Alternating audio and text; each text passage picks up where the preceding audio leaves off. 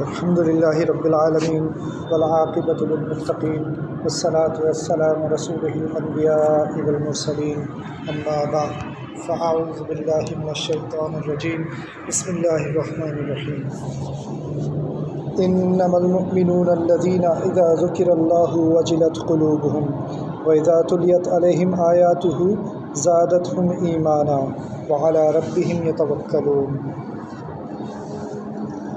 الذين يقيمون الصلاة ومما رزقناهم ينفقون أولئك هم المؤمنون حقا لهم درجات عند ربهم ومغفرة ورزق كريم صدق اللہ العظیم۔ اللہ سبحانہ وتعالیٰ سورہ انفال کی آیت نمبر 2 سے آیت نمبر 4 تک فرماتے ہیں کہ مومن تو وہ ہے کہ جب خدا کا ذکر کیا جاتا ہے تو ان کے دل ڈر جاتے ہیں، اور جب انہیں اس کی آیتیں پڑھ کر سنائی جاتی ہیں تو ان کا ایمان اور بڑھ جاتا ہے اور وہ اپنے پروردگار پر بھروسہ رکھتے ہیں، اور وہ جو نماز پڑھتے ہیں اور جو مال ہم نے ان کو دیا اس میں سے نیک کاموں میں خرچ کرتے ہیں، یہی سچے مومن ہیں، اور ان کے لیے پروردگار کے ہاں بڑے بڑے درجے اور بخشش اور عزت کی روزی ہے۔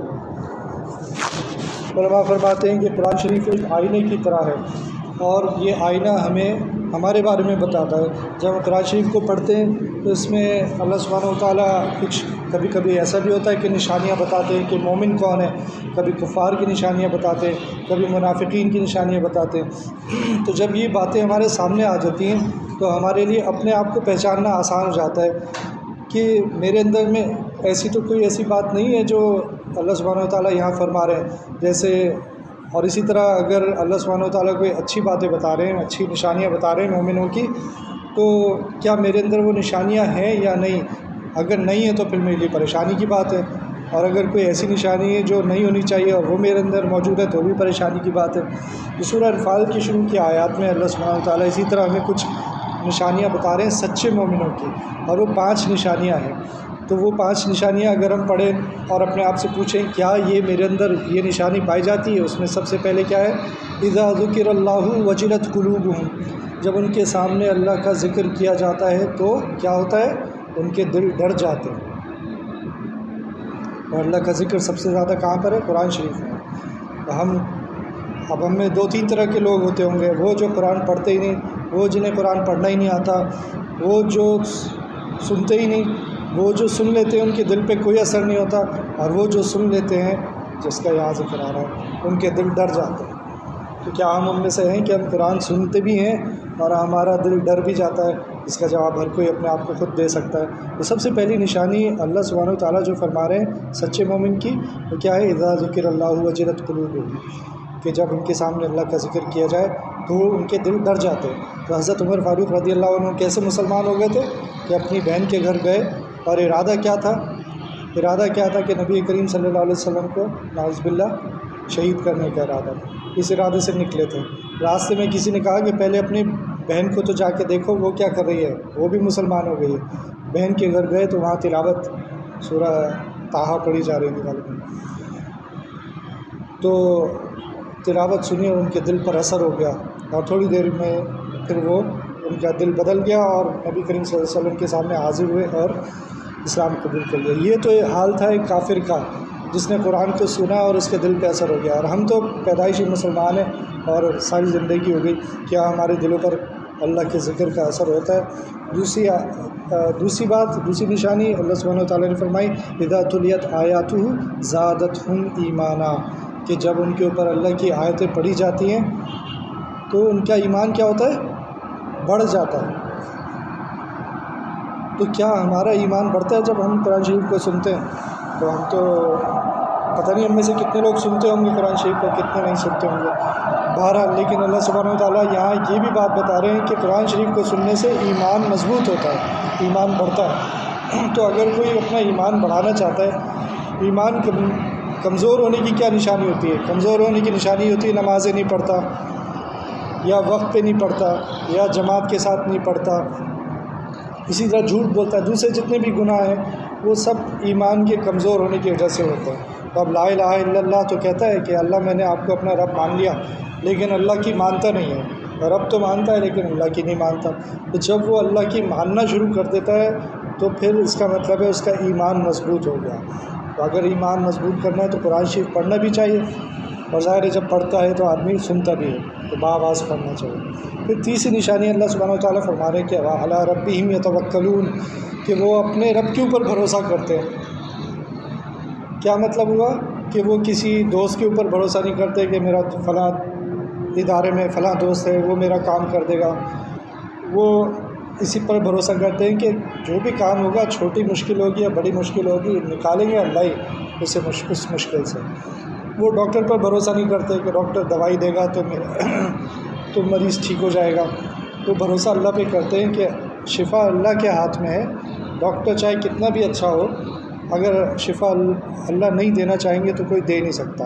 اسی طرح تمام معاملات میں ان کا بھروسہ اللہ سبحانہ و تعالیٰ پہ ہوتا ہے۔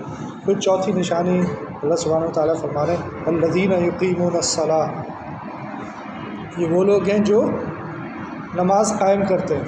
اور نماز قائم کرنے کا مطلب یہ ہے کہ نماز ایک دفعہ آپ کی قائم ہو گئی تو پھر وہ اپنی جگہ سے ہل نہیں سکتی، پھر آپ کی کوئی خواہش اور شیطان کا کوئی وسوسہ آپ کی نماز کو ہلا نہیں سکتا۔ آپ نے ایک دفعہ اپنی اللہ سبحانہ و تعالیٰ کی مدد سے اپنی نماز کو قائم کر دیا، اور اس کے لیے سب سے ضروری علماء فرماتے ہیں کہ جماعت کے ساتھ نماز پڑھی جائے۔ یہ ایک بہت ضروری چیز ہے جو علماء فرماتے ہیں کہ نماز قائم اس وقت ہوتی ہے جب جماعت کے ساتھ پڑھی جائے، ورنہ پھر جو گھروں پہ پڑھتے ہیں ان کو اپنی حالت کا خود پتہ ہوگا۔ پانچویں نشانی اللہ سبحانہ و تعالیٰ بتا رہے ہیں کہ وَمِمَّا رَزَقْنَاهُمْ يُنْفِقُونَ، کہ انہیں جو کچھ دیا جاتا ہے رب کی طرف سے وہ اس میں سے خرچ کرتے ہیں، نیکی کے کاموں میں خرچ کرتے ہیں۔ تو اب ہر کوئی اپنا جائزہ خود لے سکتا ہے کہ اللہ سبحانہ و تعالیٰ تو ہم سب کو ہی دیتے ہیں رزق، کسی کو کم دیتے ہیں کسی کو زیادہ دیتے ہیں، لیکن نیکی کے کاموں میں کون خرچ کرتا ہے؟ اور آج کل ترکی میں زلزلہ آیا ہوا ہے، شام میں زلزلہ آیا ہوا، جس کی وجہ سے وہاں بہت زیادہ لوگوں کو ضرورت ہے مدد کی، تو ہم میں سے کس نے ابھی تک مدد کر دی یا اپنی زندگی میں اسی طرح مصروف ہے جیسے پہلے گزر رہی تھی؟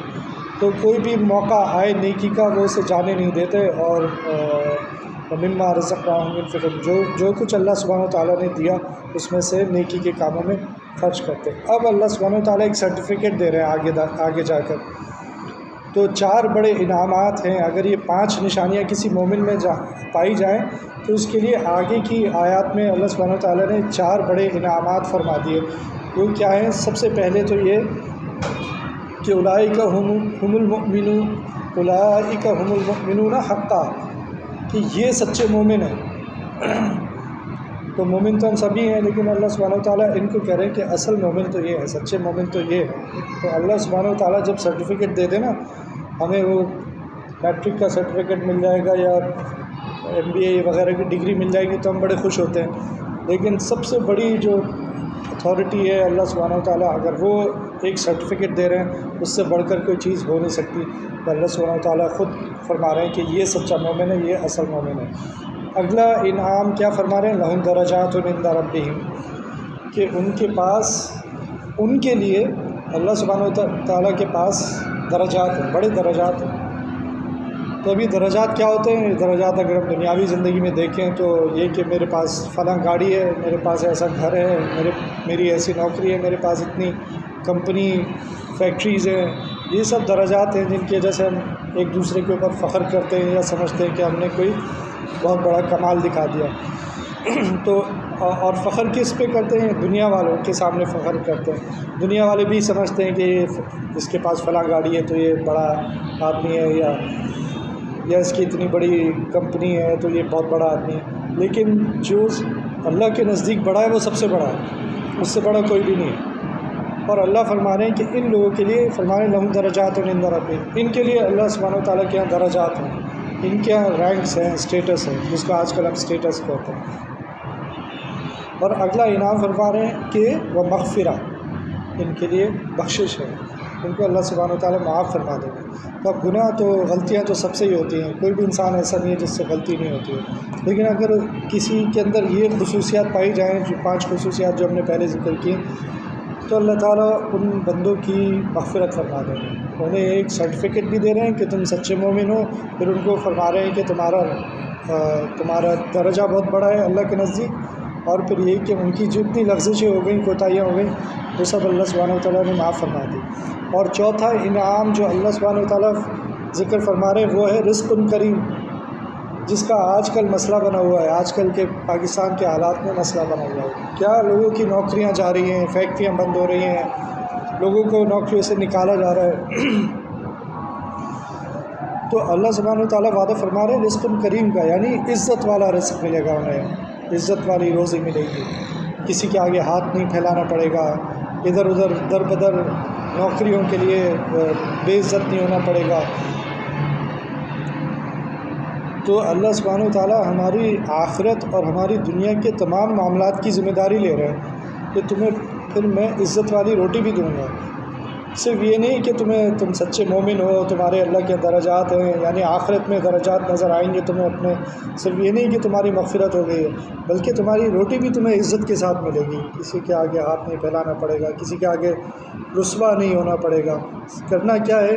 یہ 5 کام اپنے اندر پیدا کرنے کہ یہ میرے اندر آ جائیں۔ اذا ذکر اللہ وجلت قلوبہم، کہ جب اللہ کا ذکر ہو میرا دل ڈر جائے اللہ کی خشیت سے۔ وَإِذَا تُلِيَتْ آیاتہ زَادَتْهُمْ ایمانا، کہ میں جب قرآن شریف پڑھوں تو میرا ایمان بڑھنا شروع ہو جائے، یا میں کسی کو پڑھتے ہوئے سنوں تو بھی میرا ایمان بڑھنا شروع ہو جائے۔ اس کا ایک طریقہ یہ بھی ہے کہ آپ کسی کو سنائیں، ایک طریقہ یہ بھی ہے کہ کسی سے کہیں کہ وہ آپ کو سنائے۔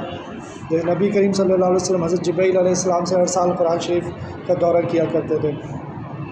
پھر اگلی میں دوہرا رہا ہوں باتیں، وَعَلَىٰ رَبِّهِمْ يَتَوَكَّلُونَ، جو مسئلہ آ جائے، جو پریشانی آ جائے، بھروسہ کس پر؟